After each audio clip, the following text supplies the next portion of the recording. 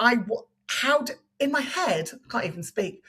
In my head, how did anyone climb a mountain? That seemed like such a big deal to me when I heard stories, or Yes. particularly women who looked my sort of age. How did they climb? How did they do that? And then when you climb a mountain, and Snowdon, some would argue Snowdon isn't a mountain, but it's what we've got. But Snowdon, when we went up Snowdon, my youngest had just turned 4. It was a week after his 4th birthday. And actually realised that, and I was really, really nervous about that. And it was exhausting. It was a big challenge. But you realise that climbing mountains like walking up a hill and coming back down again. I mean, I haven't pickaxed climbed a mountain. Yeah. But it's all those different things. And then, bit by bit, you think, well, okay, now I know what a triathlon looks like. Now I know what a half marathon looks like. Now I know what... And then they stop being these really big, fearful things. And the more that you do like that, the less that's fearful out in the world, I think. That's where confidence comes from. Do you think society's trying to keep women small to believe that they can't do these things? And it takes a while to unravel those messages so that you then believed in your body and what it was capable of? I can see the evidence that is the case.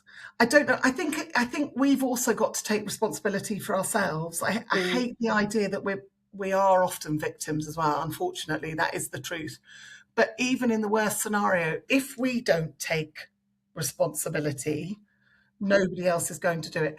And we live in a patriarchal society. Power is generally, masculine, etc. And the advertising we see and the images that we see. And I mean, one thing, this is perhaps going off topic, Rachel, and I don't know whether you would have considered yourself a stay-at-home mum or a working mum. And of course, we don't say stay-at-home dad or working dad, or rarely. Yeah. But it's like women we were given the vote, which we should be, everything else like that. But we were told that we could do everything. Like we could do anything, which meant that we had to do everything. Yes. So now we're not okay. Like if you're a working mum, you're supposed to be a stay-at-home mum. And if you're a stay-at-home mum, you're not good enough. We put no...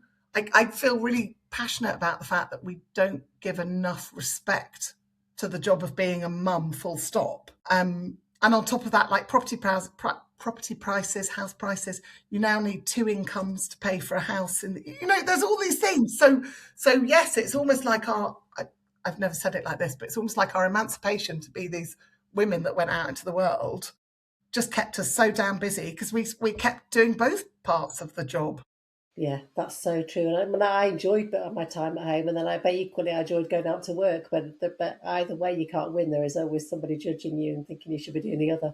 Yeah, 100%. And when you're a working mum, you're at work trying to pretend you've got no children, and then when you're home, you're trying to pretend you haven't got any work. And and then if you're a stay-at-home mum, and all these tax breaks, this is different. It's political as well, and I try to be as little political as possible. But we give more and more tax breaks for mums to go back to work, but we don't give tax breaks for mums to stay home.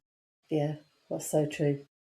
So we're outsourcing, we don't give, and there's a word in my head, Rachel, and it's gone, but we just don't give enough kudos, it's the wrong word, but to women and all that we do, wherever we do it, however we do it. And so I suppose my short answer is yes, that has happened, but now it's our chance or our choice how we respond to that, I suppose.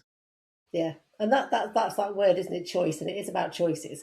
And so when it comes to you and your body confidence journey, has that been a conscious choice then to change your mindset and embrace your body and say, do you know what, I am good enough just as I am. There might be changes I want to make to my lifestyle, but as I am today, I am worthy, I am good enough? Or have you always felt? No, definitely 100% a choice. And